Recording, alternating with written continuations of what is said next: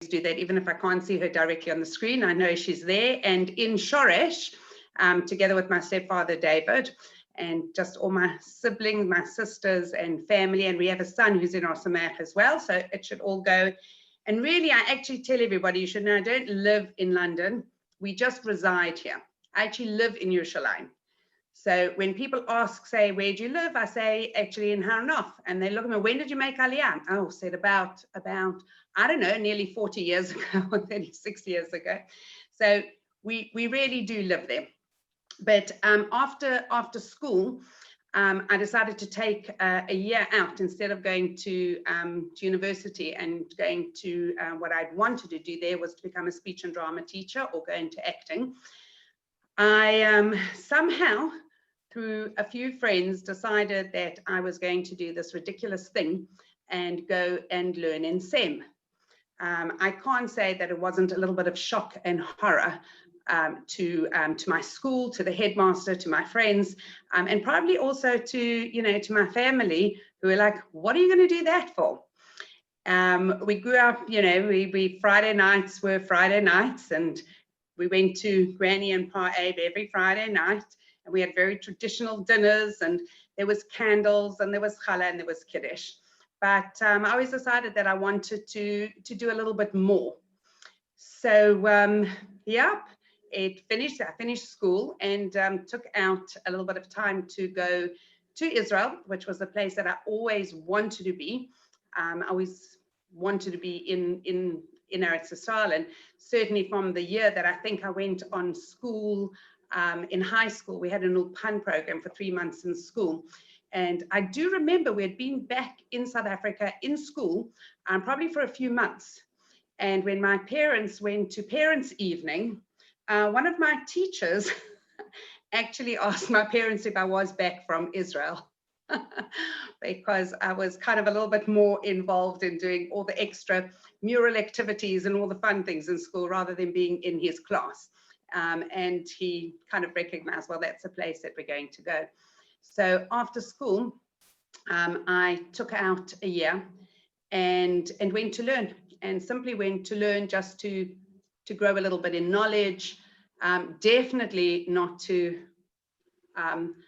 disengage from my lifestyle, but certainly just to learn so that I would have tools to be able to teach my children and give them a little bit more. And my year rolled into a second year, and somehow, that beautiful Torah that is inside of you was very much inspired and sparked. And I was actually able to then start working when I was learning in Neve. I started working there and running programs. And actually my very first program that I ran was a South African program called Shoresh, which I was at that time pregnant with our twins. And it was a three-week program, which ran for many years now. They've still got different programs from Rosamach in South Africa with different names, but that together with Rabbi Baruch Smith, who lives in Telstone, that was one of the first programs that anybody took from South Africa as learning Torah. We went up and down the country and all different places and had lots and lots of fun, but we actually engaged in Torah, which was really probably the first official kind of kiruv that I was involved with. But I actually used to do shaitels. So after I got married, and we got married, in fact, before we got married, our shadchan is on screen here, Heather Bloch. So we have to show our karasatov.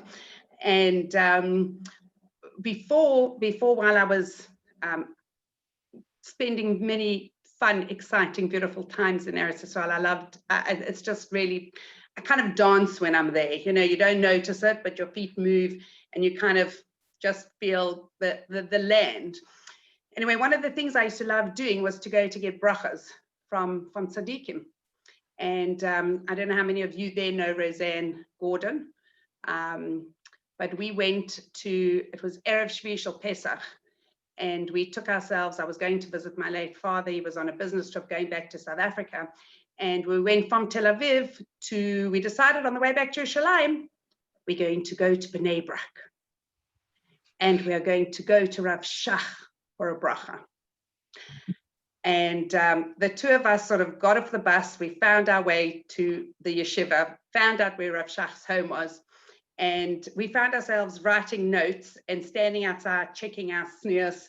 And she's saying, you know, you knock on the door. And I said, no, you knock on the door. No, you knock on the door. Anyway, we knocked on the door to find out if we could just give the note to Rav Shach to ask for brachas for shidduchim and parnasa. And my goodness, the door opens and there's a young bacher standing there and he says, you know, what can I help you with? We said, could you please give this note to Rav Shach? And he says, lo, hine ba ha Rosh Hashiva. And we just stood frozen to the ground. But we both got our beautiful brachas. And we both found our husbands, me after I'd gone to America to do a shaitel course so that I could support our husband while he was learning. So really, my real kiruv also started in the home. You know, we used to have people, and I was doing shaitels, and while you're doing shaitels, you meet a lot of different people. And the continuation, and the girls from Neve, and I worked as a madricha in Neve, so it actually precedes that. I shouldn't even say it. I worked as a madricha in Neve for a couple of years, and the girls used to come to my house because I lived off campus, and we used to cook and do things, and it was just kind of like a thing that Hashem was just saying, you know, when you tell somebody you've got to see this wonderful movie, you've got to read that amazing book, you've got to meet those fantastic people. Well, when you translate that through Torah, that just kind of came out as just hoping that everybody was going to be connected to every person, something which is different for them in their connection. So then we were in Eretz Yisrael with 4 gorgeous little girls. When our Bat Sheva was born, our twins weren't yet 4. And you know, we needed some kind of extra parnasa, and my husband wanted to be doing a little bit of something different outside of Rosh Hashanah. He was working in the beginner programs in Rosh Hashanah. And he said, would you like to go and do something in Chutz La'aretz for 2 years? And I said, no. And that was it, right? So he was looking up all these different programs and all the different places, and the adverts in Minneapolis and Minnesota. And there was even a thought of Zurich. And I just kind of like, Zurich, we'll never get anywhere because I'm never on time, you know, so we'll always be late, we'll always miss the bus, we'll always miss school, like just forget it, you know, like forget Zurich, no. And then all different things came up, and then there was a job at JFS. And all I can say is thank God that job in JFS never actually materialized. And we had, my husband had actually spoken to somebody from JFS who, when he was talking to him about what he wanted to do, he said, I can't remember, David Broch, he says, actually, I don't think you want to come and work with high school students in JFS, but my mother, and I saw Delia Yeagers here on screen as well, my mother, Hazel Broch, is the chairman of chaplaincy, like chaplaincy, that's nothing Jewish in chaplaincy, right? Chaplaincy, but that means the rabbi for Jewish students on campuses over England. And I think you should speak to her. So he called her and she said, you know, he sounded great, and she's got a fantastic, I don't even want to try her accent because we love Auntie Hazel, Irish accent. And she said, well, she'd love to, but actually there are no jobs at the moment. And it sounded great. And literally about, I think it was a week later, she called back and she said, one of the chaplains has just handed in his notice. Can we go and have an interview with Maureen Rivlin, Oila Shalomeh? We can go to meet with her in Netanya for an interview. And yeah, the rest was history. And I was on my way to South Africa. I was hoping my husband was coming as well. And I'm in South Africa with the kids, and my husband messages his, you know, phone and whatever. Telephone was so expensive. Your telephone calls were very short, to his benefit, I have to add. And it was kind of like he was now been to Leeds and to London, and his question was, how would you like to go to Leeds for 2 years? And I was like, where's Leeds? And I knew it was somewhere in the north. So I have a dear friend who's from Liverpool, Sharon Lerner, and I phoned her up and I said, you know, Leeds. And she said, a person only goes to Leeds if they have reason to go to Leeds. Delia, don't worry, there was real reason to go to Leeds. And we landed up literally 5 weeks later in a place called Leeds. And I say this many a time, that had Delia Jaeger and her husband not come and said, please come and move in. I only heard the end of the story a few months ago when Delia was here. I don't know how many months already. But if she wouldn't have taken us in, Joyce, I would have been back in Jerusalem. Like, this was shock and horror to me, I have to be honest. And I was just pregnant, and it was like, oh my gosh, Leeds. But Hashem puts you in places where you need to go. And what can I tell you? Our 2 years turned into 3 in Leeds, and we are 29 years in England. Wow. Wow. Okay, so what took you from Leeds to London? Well, my husband was working as student chaplain, where we are so blessed. Honestly, we're just so blessed because just the other day, one of our first students that we met was here. I don't know if I'm allowed to say that because it was kind of legal, driving around. But she's now making her third daughter's wedding, and fully fledged, beautiful B'nai Torah. And it is just quite an unbelievable thing when you see all the people and places that we've really just like sort of grown with, people that we met through the student world right in the beginning, who are really all over. And it is just, it's such a blessing. So we had such a beautiful, productive time.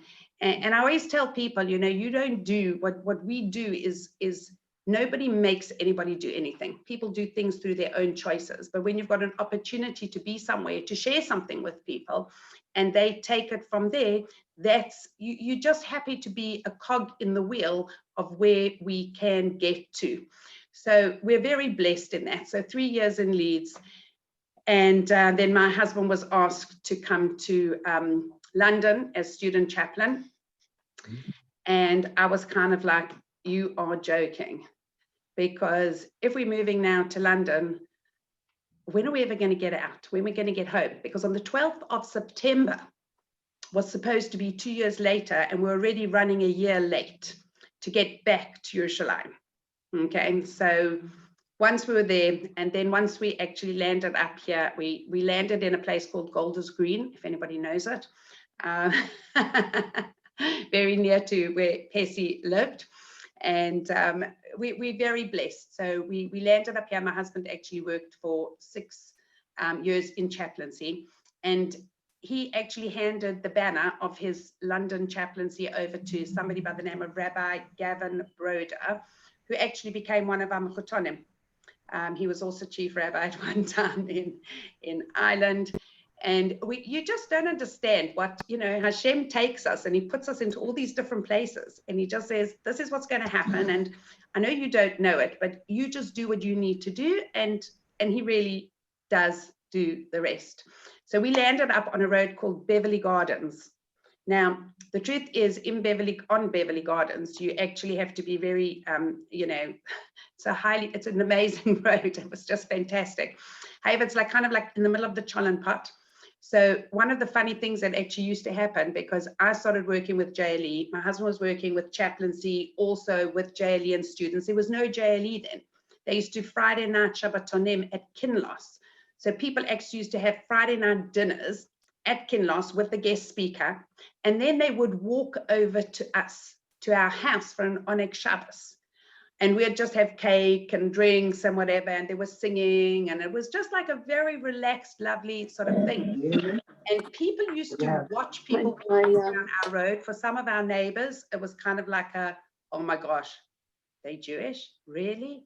And, you know, it was kind of like, how do you have some of these people? Do you know who they are? And I'd say, no, but they're Jewish students, and like, it was very different than Golders Green. It was really, really different, and people just were not used to this. So when people saw somebody walking with a kippah on their head, carrying a bag or a backpack, they would usually direct them to our house. So, you know, they say, you must be looking for the doves. You know, in those days, there wasn't even heard of an Arab coming near Golders Green. And then I started working on Sundays and different hours. Chaplaincy was a little bit different then. And then I started actually working with JLE and set up a women's learning program on Sunday mornings. And I often tell people, you know, people are amazing because boys had learning programs, but there were no women learning programs in those days. And the girls used to say, what do you mean only boys learnings? Where's the girl learning? And I said, okay, we'll set it up. So we actually started in the front room or the dining room of Karen and Avi Levison on a Sunday morning. And I used to do Prikavot, and then I said different guest speakers rotating all the time. And even Aubrey Hirsch, that's where he started his London career. And what was the most fascinating thing, of the 4 girls who had begged me to start this women's learning, none of them ever came to classes. But because of that, our program just grew and grew. And we had Tuesday night Chevrissa in those days with Rabbi Fortune giving a share after. And, you know, things have just changed, but it's amazing. Some of those programs, Sunday morning and the Tuesday nights, are still, I don't know how they're doing it now on Zoom and things, but those are still going, you know, and people sort of don't even know that you were there, but that's how life is, and that's how we are. And so I was with JLE for 11 years. And I started women's programs to Israel. We used to take trips to Israel, which was the best, because for me, my husband, when we left Israel, somebody gave him a piece of advice and said, until you're ready to go back to Israel, don't let Joanne go back. So we actually did lots of travels in different places, but I only went for the first time back to Eretz Israel after 3 years. And it was so difficult for me. It was so difficult. But getting back, I have to tell you, I just cried like a baby when I had to come back to Leeds. It was a good thing that I had left the rest of the family here, because otherwise I don't know that I would have gotten back on the plane. So we started with women's learning programs, and we used to come to Israel. And I think the first program that we actually did was boys and girls. But I think the only thing we really did, the boys and girls together, was like we kind of flew out together, and then we'd have 1 or 2 meetings during the week. So they were really getting a beautiful taste of what Torah was. And some people were, you know, everybody, I always tell people, all my programs till today, age and background and anything's got nothing to do with learning and growing more. So, you know, even then, there was a wonderful lady who lives here in Edgware today that has really been Shomer Shabbos since then. She came with, I think she was 52 then, and she was had all these young, like 20-year-olds, and we had the best time. But you know, we had some girls that actually came from our homes that joined us, that they got their own dose of inspiration. So yeah, so you know, that was kind of, and then it just all kept going. And we had the pleasure of working with Rabbi Yitzchak Shashua and Joyce in the JLE. And I think Rabbi Shashua is now getting me back, because I got him to do, am I allowed to say? Yes, of course. I got him to do the best Indian cooking course ever. He is, and I can see Rachel, Joshua, you are loving this, right? Because he makes the best. And then he's saying, and then he's got his magic box. And he takes out these things with all these silver covers, and you think he doesn't close it before you can smell or see what's inside. Of course not. And he's like just tossing it in, and he says a little bit of oil, and he takes the bottle and he says just a little bit of oil. And but I did get him to do that amazing Indian cooking course. He wasn't really ready to go on to the second one, but Joyce taught me something also quite amazing, what like a real Ashes Chayil can do for her husband, when she was sewing up chicken skins and stuffing them for the chamim. And I was like, Remember that? You're joking. You're joking. You're not really, but she was doing it. And do you still do that? Not so much, no. Okay, no. but what can I tell you? You know, it was, and those meetings, can you imagine? And we used to have these little meetings, like 5 of us sitting in the JLE. Today, it's like, it's a different world. It was people, and we had proper You didn't have to attract people with a fancy menu and cocktails and wine. We didn't have cocktails and wine. We had Shabbos meals, you know, and we had speakers. And when Rabbi Gottlieb or Rebbetzin, hello, now Rebbetzin Gottlieb, when they came on on trips and learning programs, and we learned. Rabbi David Orlovsky could keep you, you know, you had to learn. It was a meal, but you learned Torah. Just amazing, you know, and Baruch Hashem, it was superb. Then I think I outgrew a bit of the JLE, and you get a little bit more mature, and you think like, you know, I love all the students, I love all the young people, wonderful, but actually I think time to move to a little bit of families. And we're just marrying off our first daughter, and I was also at the same time expecting our baby. So who is our baby still today at nearly 15 and 6 foot. He is the crowned baby of the house, and he milks every single second of it. So, you know, as long as he's doing that one well.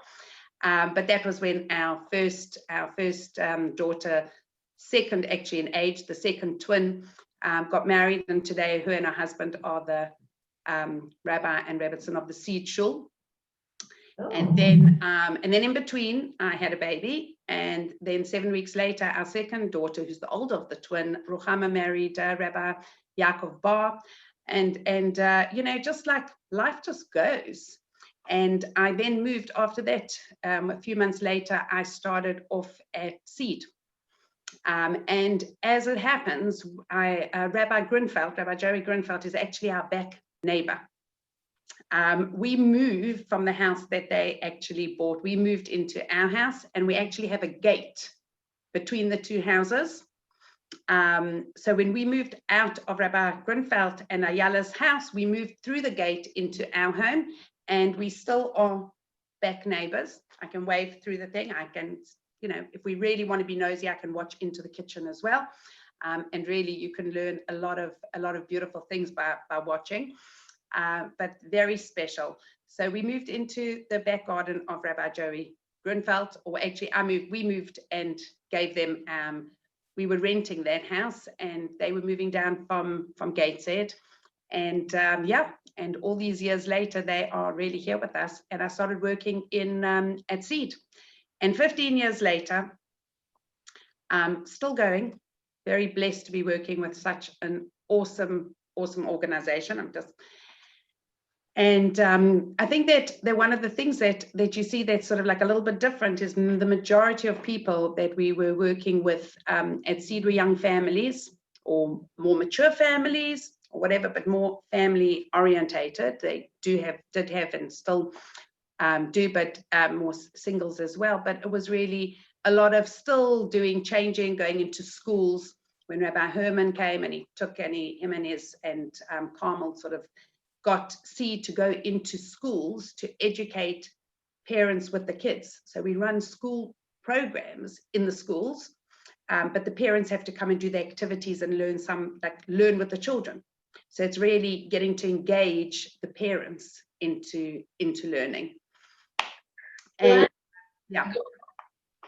I want to ask you, because I know you just finished and it was incredible, the challah bake. Yeah. So where did it start? How did it start? And tell us today, Thursday you finished it. It went round the world. I can't imagine the amount of work that went into that, but I'd like you to tell us. Okay. Start from the beginning and tell us how you started. Okay. So I don't know how many of you know Samantha Moses. So actually, probably one of the very first challah makes that I did as a group of people was probably one of them was definitely in the earlier years when Samantha actually came to that challah make. And I've been doing this for 20-something years. I think food, we all love food. Well, I like food. And the problem is that sometimes food loves me so much that it doesn't like leaving as much as it likes to stay with me. But food is like one of these incredible things because there's so much you can teach through food. So for years I've been running, I do easy cooking classes, you know, and we talk about Shabbos, and we talk about kashrut, and you talk about bug checking, and we talk about how you can warm things up on Shabbos. And there's so much you can actually do and learn through food. So when I came into Seed, I actually started doing cooking classes, and I also started doing challah makes, because you get a few people together. And what was it about? It was about connecting. Making challah is your first stage of connecting to Shabbos, because you do it all before. So during a challah make, you can talk about challah, we talk about Hashem, we talk about the world, we talk about lighting candles, you talk about the woman, the energy. That's everything that we are. It all comes through what we really represent and what we have then to share. I mean, who do we make the challah for? Yeah, we're going to eat it. Maybe we should eat a bit less of it, but we're doing it because we're sharing it. It's part of giving out and doing and sharing. So between the cooking and the challah, and then these challah makes started doing more frequently, and I'd go into schools to do them with families and with women, and in houses if somebody was chas v'shalom not well and somebody wanted to do it in a zechus of a refuah. And it's a very connecting place, and people also feel that when they're doing something, that you're doing it. So when the very first Shabbos project came about, England was still, South Africa was the only place it did. It was only the year after that it spread to the rest of the world. But I'd actually brought Rabbanit Mizrahi here just after the South African first challah bake, where she actually was their guest of honor and guest speaker. And the numbers were crazy. I mean, it was like huge. South Africans going, and they were in the street. You know, in South Africa, you could actually do this kind of thing. First year, they didn't have rain. I think they had second or third year, they were rained out, and then they had to go under in the car park of one of the big shopping centers. Just in case, and I can't see where she is. Is Gail online? I don't know. So if Gail is online, I just want to say hello to my lovely friend Gail, who was coming in from South Africa. We've been friends since we were 7 years old, so it's not that long, not as long as you think anyway. Oh, Grundle? Gail Grundle? No, she's a close friend of mine, and she's in Johannesburg, and she was coming online. I know she said she was coming in, but we've been friends since we're 7 years old. Okay. So I said that's only, but I always tell people I never mind to share my age. I just don't share my weight. So we're all good. We're all good. So so the challah make was coming, and she was talking about the challah make, and I stood up and I said in front, there were over 600 people in the hall, and I said, you know what? We're going to show them. If South Africa can get whatever, over 1,000 women together on the street to bake their challah, here in England, we've got so many more people. We are going to have over 2,000. We're going to make 3,000 people. Anyway, I have to tell you, everybody had a good laugh at me. But I started. What happened? Sorry. Okay. Okay. Okay. So I said, okay, you know, I'm doing this, and we started. So I started looking at all my pricing and halls and everything for 2,000 people.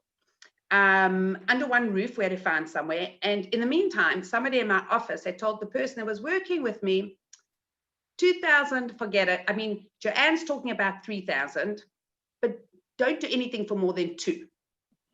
So while I was even calculating prices, I'm thinking of dividing by 3, but they all dividing by 2. Anyway, I have to tell you that it was a mammoth task. And at that time, Mark doesn't, I nearly gave the wrong name. So Mark Curtis came on and saved me really at the end. I had my wonderful friend, Dahlia Kramer from the United. She was she used to run tons of events for the United Synagogue. And I thought, you've got to get everybody on board. And you know what?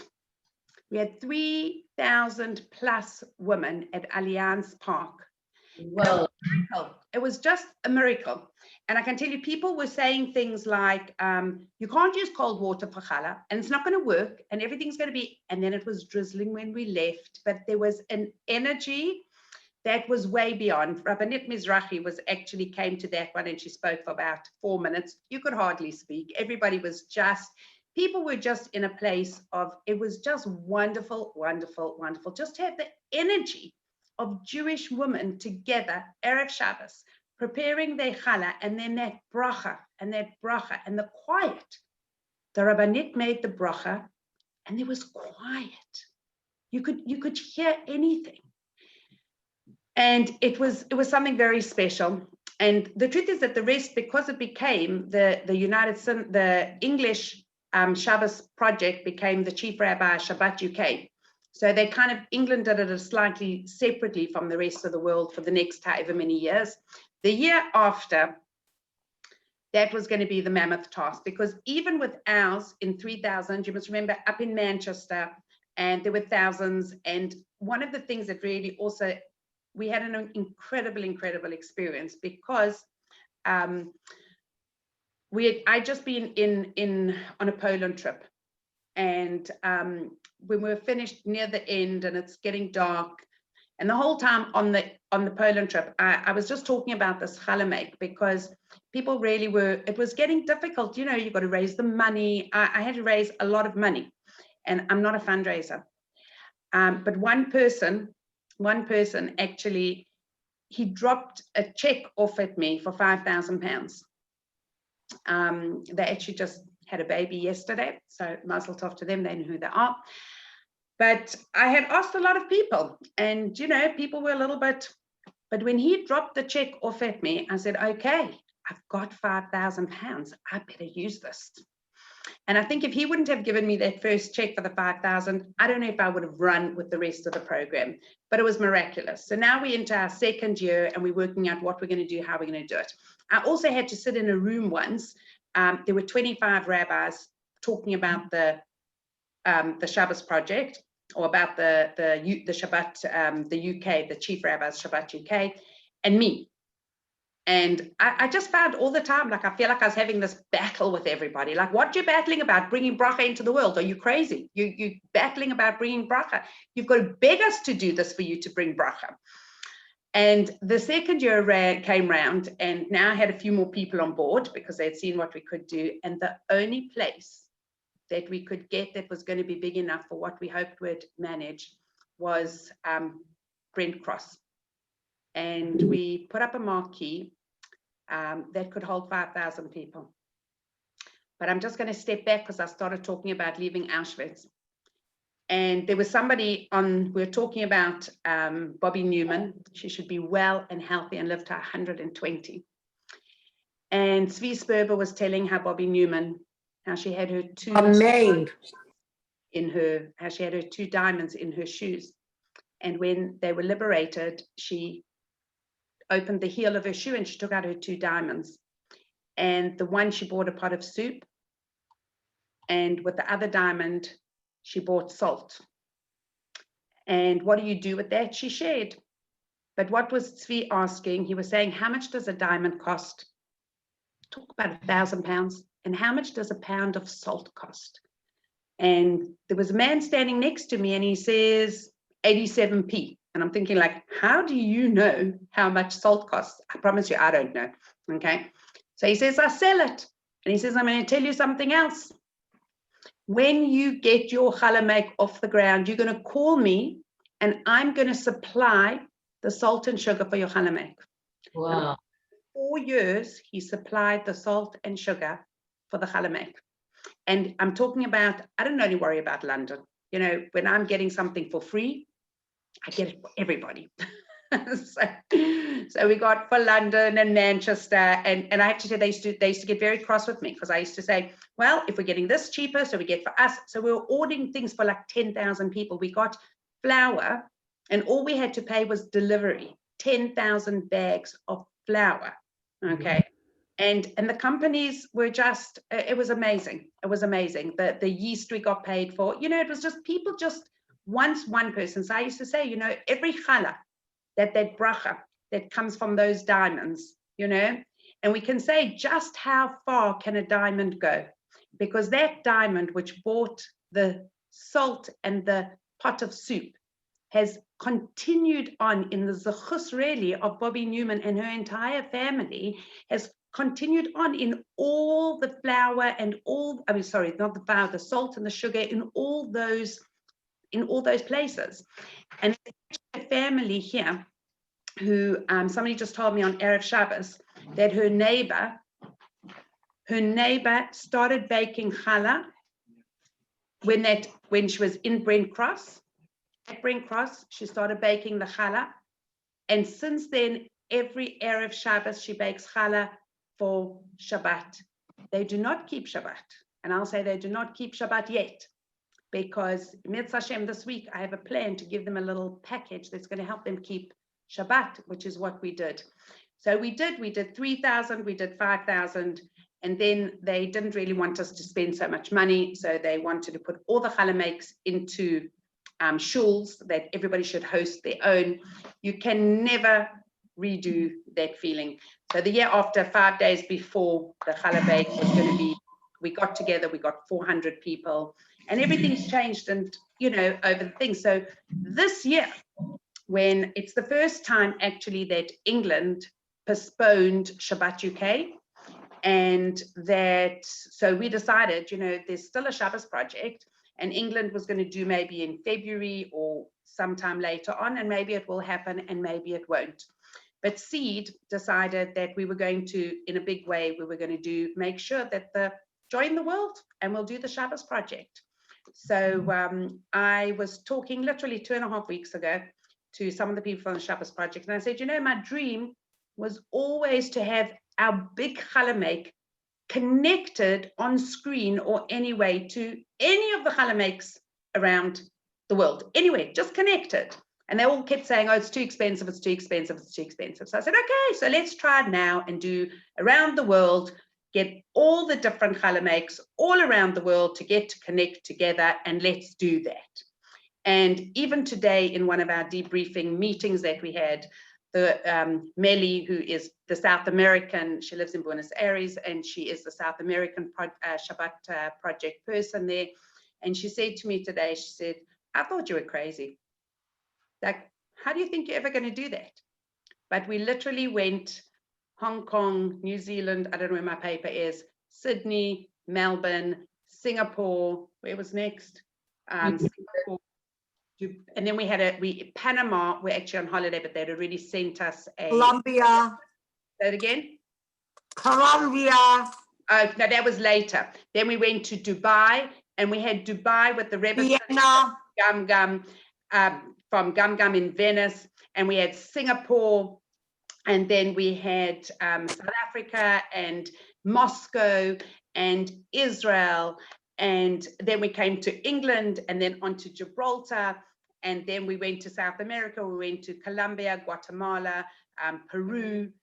It was just unbelievable. And then we went back to, New York. And before New York, I even popped into my niece and nephew were doing an NCSY one in Miami.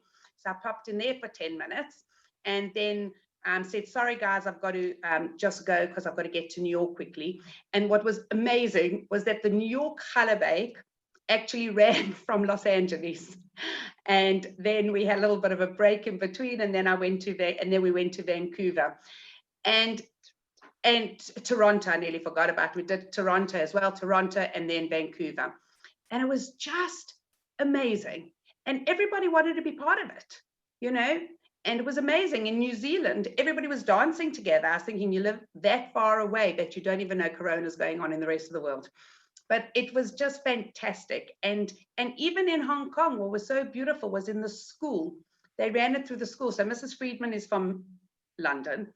And so we did an interview with her after, and we had this wonderful mirror who ran it in the school, and they had over 400 kids participating in the challah make, and people from all over, people from Yerushalayim telling me that they helped start the school in Hong Kong, and they actually had dedicated their whole challah make to Lord Rabbi Jonathan Sachs. It should be as a chus for his neshama, which has been a terrible loss for all. But you know what? Look what we've learned, and look how much we do.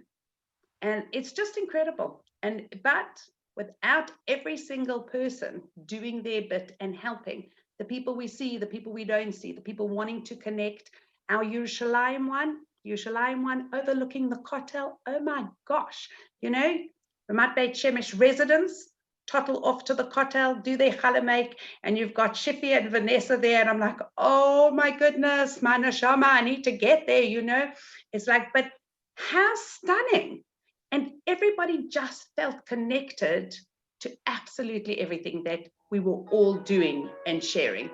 And I think that really is the thing, that it's a connecting place that we all do. We had Rebbetzin, Gottlieb, Hella on video. We had Rabbi Pesach Krohn. We had Yemima, Rabbanit Mizrahi.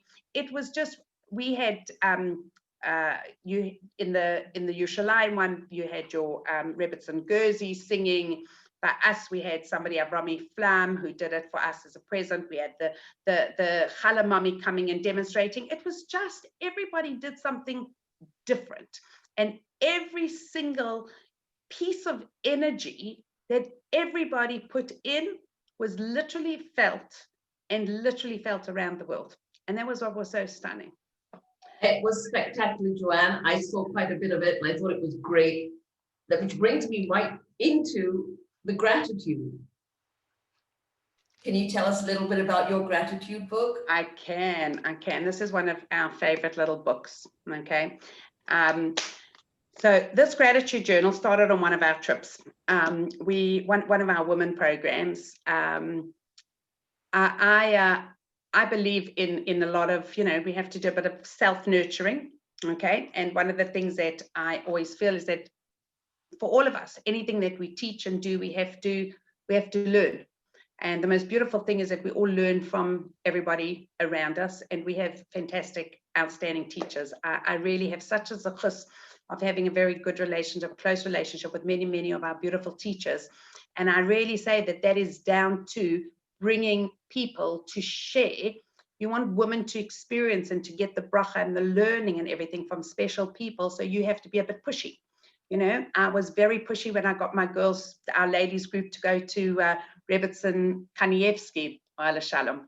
We had a few challah makes with her. Well, we did the dough, she made the hafrasha, and we had some very beautiful experiences. And to Lahavdil with her daughter, Rebbetzin Kolodetsky. And I'm so spoiled. I'm so spoiled that I have such a beautiful connection with so many of these amazing teachers who share so much Torah with all of us in love, and they share. So one of the programs that we did was with Sari Yocheved Riegler. And one of her, her famous one was those days was Holy Woman. Then it became our wonderful Emuna with chicken soup and all the lights along the way. Everything, whatever she was writing and teaching for us is beautiful. So in one of our first times that she actually taught for me, she did something called a gratitude workshop, and it was phenomenal. I think we all just kind of like sat. We had to write lists of gratitudes for different people and for ourselves, and starting off looking at your eyes and thinking like, how many things can you be grateful that you have with your eyes, or everything that we have. And literally you can spend hours and hours all day just looking at and counting our gratitudes. So we had some funny experiences coming back on the plane. Everybody was, one of the examples that we used was on a plane, and the toilets and who keeps them clean, and and everybody was writing these things. So when we were flying back from after the actual program, I think every person that had left either a spouse or anybody at home looking after or taking care of anybody for them got messages, these long thank yous and so amazing that you're doing this. There were some funny responses like, what did you want to buy? You're thanking me so much for letting you go to Israel. And really, all they wanted to do was show their gratitude. They didn't really want that other gift as well. But going back on the plane, the women were all thanking the air hostesses for cleaning out the toilet and putting, it was just very funny. And these women were looking at us and like, what is this? And I actually shared with them as sitting at the front, and these ladies, I said, well, the reason that they're doing is because of this. They said, oh, they wish that all their passengers would go on this gratitude workshop. Anyway, we have very special people that we all learn together, and we decided that we wanted to put a gratitude journal together. So the first one, Baruch Hashem, we sold the 1,000 and they were out. And I have to tell you, when we were printing them, I begged the people in my office to print 2,000. I even had the money for it. But I think they just thought that we'd sell 3 and then the rest was going to take up storage. And in a very short time, all 1,000 were gone. And then we printed the second lot. So I have a lot of hakaras hatov to all the people that have participated in paying for them. And they're very beautiful journals. And for the person who designed and whatever our journal, we actually have 2 of them, 2 colors, a gray and the turquoise. And all it really is every day there's an open page, open meaning lines for you to write. And at the top of the page is words of inspiration or wisdom. Hashem, grant me the serenity to accept the things that I cannot change, and the courage to change the things I can, and the wisdom to know the difference. So that's on one of your pages. And at the bottom, there are names of people who actually paid for each page. And what we do with that is that we actually write every single day. You should write in your gratitude journal 5 things that I'm grateful for. And I have to tell you, in the beginning, it can be difficult. But then very quickly, you're like, what's most important? And the second one we actually called Count My Blessings and Accomplishments, because some of us forget about our accomplishments. And we kind of feel, we look at all the things that we didn't manage to do today, rather than all the things that I did, including putting in a wash, for somebody, whatever it is that we do. The accomplishment is important for us to recognize and say at the same time, thank you, Hashem, for helping me do that. And I have to say that when it's difficult, when we're all going through all these crazy things that we're going through, and we can actually sit down and we can look, or we can write, or we can focus on, and we just look, and if you take a look back a few months or a few weeks or even a few days, you just look at what Hashem has done for each and every one of us in our own different special way. And it just says every time you think like, what, why, how. This Motzei Shabbos, past Motzei Shabbos, was a hard Motzei Shabbos. But Hashem has a plan. And we've just got to look back a few months, and we're unaware of his plan. And he's hiding his plan from us. But we're so blessed to know that Mashiach is another day closer.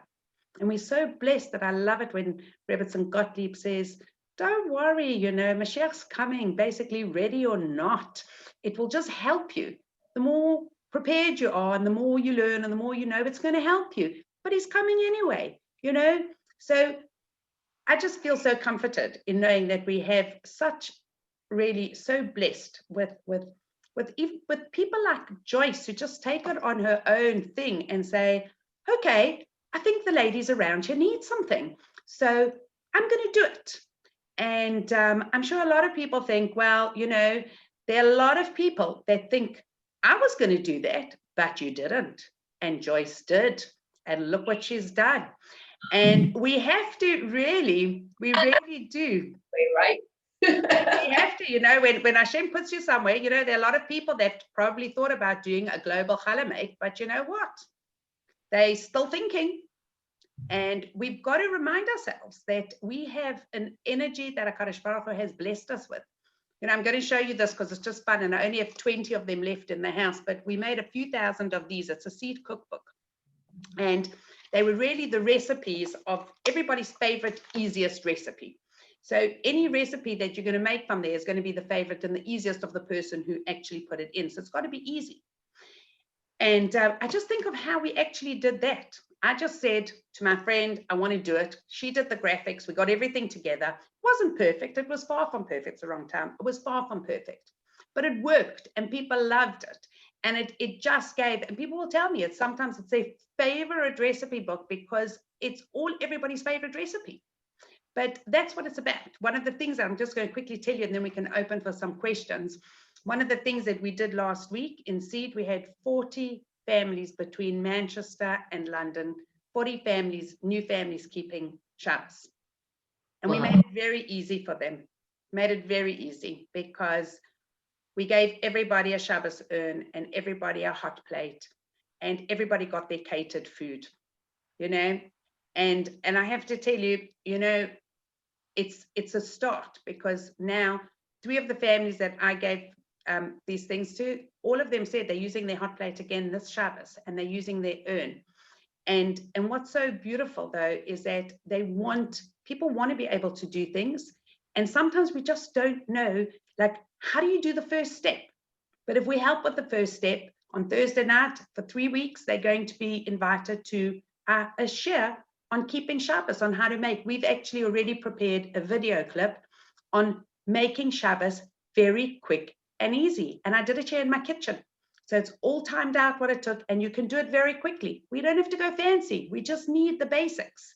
And it's easy to make things nice and tasty and quick. But we're going to show everybody how to do it. And otherwise we say, just do. Well, you know what? We think that it's so simple and easy because we've been doing and practicing for so long. But in reality, when it's the first time, somebody can stand in their kitchen and say, now what? What I even buy, right? And we're very blessed. So just remind yourselves that there are lots of people that you can share things with, and don't be scared to share. Just share it, and just do, because we want to make sure that we can expand and get many more people just enthused in being excited about what our Torah really has to offer us. Excellent, Joanne. Excellent. Please, and so true. So on the button. Ladies, will you please unmute yourselves now? I've allowed you to unmute yourself. And if you have any questions for Joanne, please ask her now. Can I say Just wanted to. go on? Esther? I just wanted to say hello to Joanne. Hello, Esther. How are you? Oh Hashem, how are you? I'm Lovely very well, thank you. to hear you. It was really, really good. Good. My mom's Thank also you. there. Esther, show her mommy. Oh my goodness. Hello. How are you? Oh my goodness. Sending you lots and lots and lots of love. What a schus. Yeah. Beautiful. Beautiful. Kanana Hara. Oh Hashem. Thank you. Thank you. Thank you. Oops. I know what I'm doing here. I say something? Sure. Yes, please go ahead. Hello, Joanne. You are dynamite. I'm exhausted listening to what you've been doing. But I want to say I was a member of Hale Shul. Yes. Rabbi Mitch Goodman and Yes. came to head the Adult Education Center. Right. He was my teacher. Right. And he was one of our students. Yeah. And I think he'd come from Israel for 2 years, and he's still in Manchester. There we This was go. about- That's what happens. If Hashem sends us and he says, that's what you got to do, that's what you got to do. They were just amazing. He's just like dynamite too. Amazing. I visit them every year when I go to Manchester. Fantastic. Well, I can tell you something, Rabbi Shashur remembers Mitch well. Yeah. Actually, one of my husband's main students, Mitch. Really? He was. Yeah. Fantastic musician as well, right? Oh, yeah. He did a show in Hale Shul with Danny Bergson. Right. Amazing. Had smoke coming. This was Kirov. Smoke coming from the back. It was like, I've never seen anything like it. Fantastic. How do we get hold of your book? Which one? My gratitude journal. Well, I've got to find somebody coming over to Eretz Israel. Right. We're looking for them all the time. Once when they let us into Israel, I'm going to bring a bunch of them and we'll get them to Ramat. Where do you live? I live in Modi'in Illit. Okay, we can always organize that one. Don't worry. And But my family is in Ramat Bet Shemesh. So okay, as soon as we get them there, I will let Joyce know and she can let everybody know.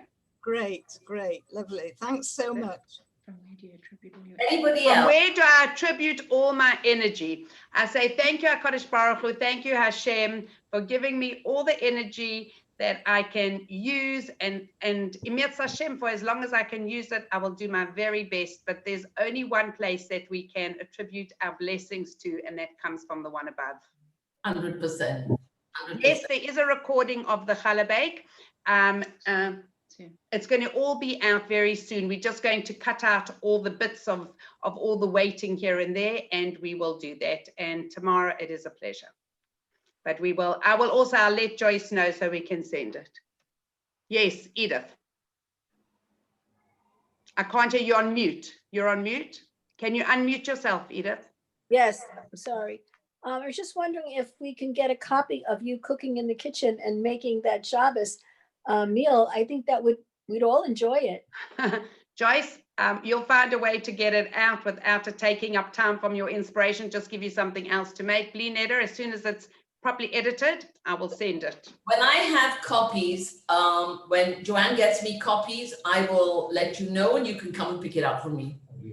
Bleeding. Oh, okay. Okay, no, I thought you of the could put video it clip. on Zoom. Of the video clip. No, of the video clip. It's just a video clip of 6 minutes.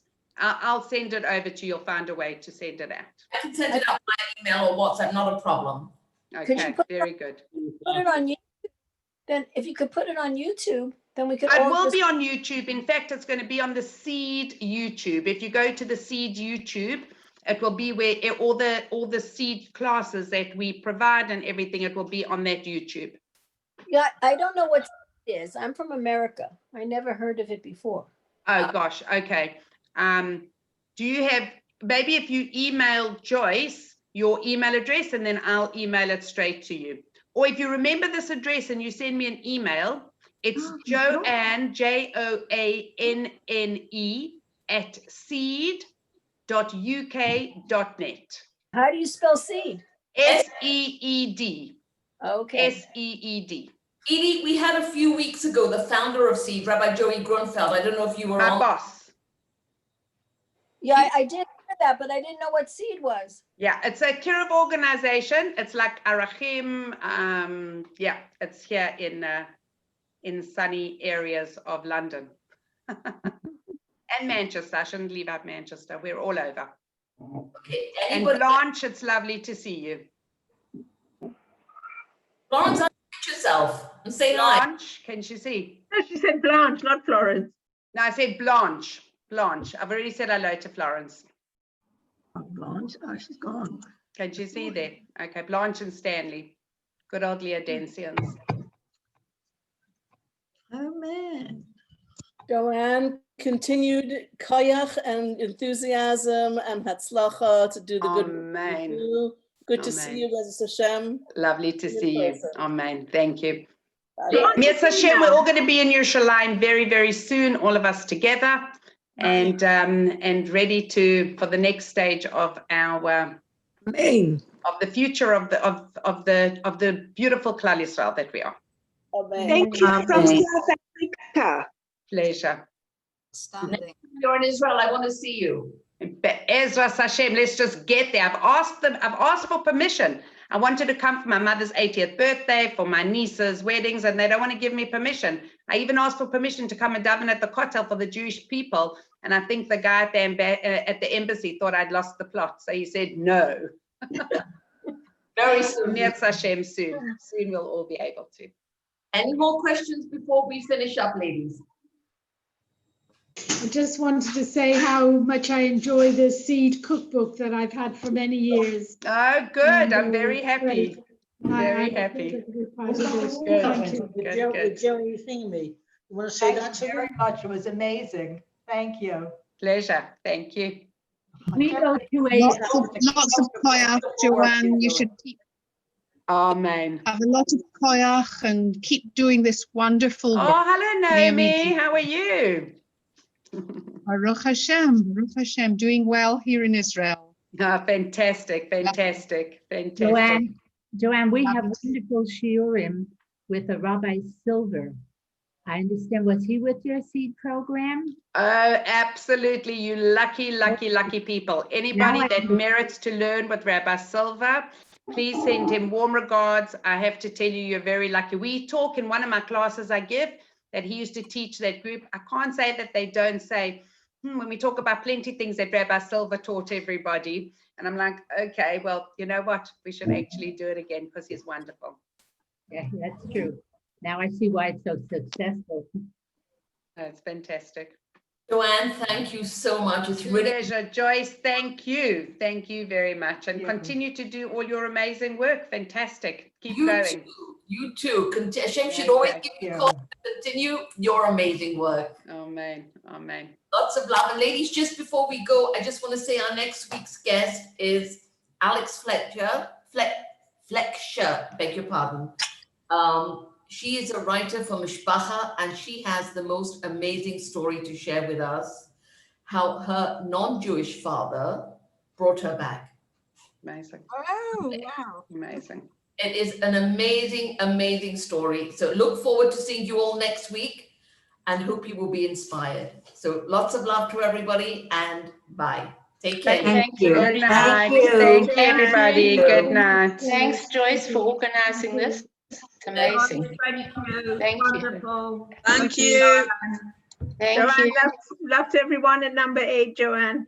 Thank you. I definitely will. I'm going to take a walk over and tell them. Thank you. Raquel Oswald here. Just want to say hello, Joanne.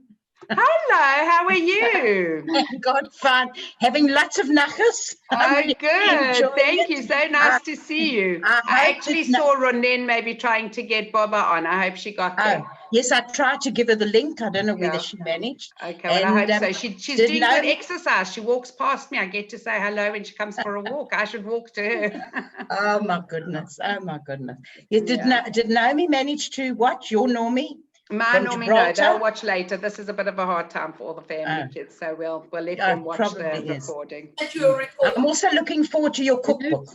Good. I'll make sure that we get you one. I'm just begging myself to get there. That's all. I'll just have my gratitude journals and the cookbooks and things, and we'll. Has Vanessa got any maybe?